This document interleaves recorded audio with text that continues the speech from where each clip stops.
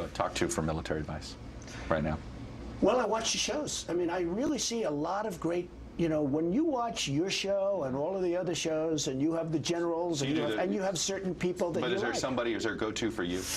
You know, probably there are two or three. Every presidential candidate has a go-to. Probably there are two or three. I mean, I like Bolton. I think he's, you know, tough cookie, knows what he's talking about. Jacobs is a good guy. You mean Ambassador John Bolton? Yes. You mean Colonel Jack Jacobs? Colonel Jack Jacobs is a good guy, and I see him on occasion. Wow, presidential candidate Donald Trump admitting he turns to TV for his military advice. Is this really what foreign policy could be based on for a future president? Here to break it down for us is Fox News contributor Gillian Turner. She served at the White House National Security Council under both President Bush and President Obama. Are you comfortable with the front-runner's status when it comes to military advisors? Well, look, he can certainly try and, you know, forge some meaningful relationships with current and former, you know, military leaders. The bigger problem here is that he wants the United States to maintain the world's, to maintain its status as the world's foremost military power, but he's completely unwilling to do what it takes in order to do that, right? He wants us to pull out of NATO, leave the Ukraine problem to the Europeans, pull out of the anti-ISIS coalition, leave the terrorism problem to the Middle East. It's a very myopic worldview. Well, I thought with ISIS, I thought he wanted to take them on.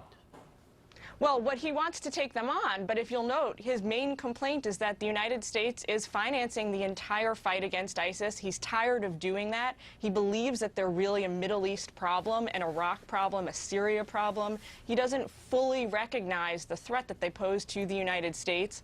That's a problem. Yeah, it's just so interesting because economic issues polled #1, national security #2, immigration #3, and then social issues #4. Carly Fiorina, although she's a business person, does have a lot of relationships in international business and with other leaders. Listen to her and her strategy. We have to support our allies in their fights against ISIS, for example. We ought to be arming the Kurds. We've been talking about it for 3 years. We ought to be giving King Abdullah of Jordan, another fine man, the bombs and material he's requested. We ought to be sharing intelligence with the Egyptians. Does that seem to be making sense? She's got a very fine, nuanced understanding of the issues, especially for somebody who completely lacks any policy-making experience in the government whatsoever. So I think with her, we've got a little bit of the opposite of Donald Trump in the sense that she's clearly got some very savvy advisors working for her. She's really got a good grasp of the issues. What we have to see now with her is whether that's going to translate into good policy-making, when, you know, as commander-in-chief. Which you only know if you get the gig. Now, I know Marco Rubio on foreign relations has spent a lot of time overseas and does consult with military leaders. Here's some of the things he would do. This administration has failed to anticipate impending crisis, ignored the realities of the globalized economy, and sought to make America liked rather than respected.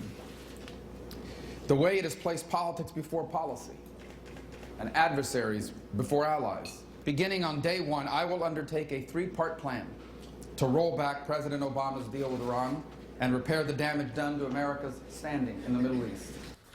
Right there, he didn't get, that wasn't as specific as he's capable of. That was kind of generic. Overall, though, Gillian, you think all of these candidates are behind where they should be on foreign policy?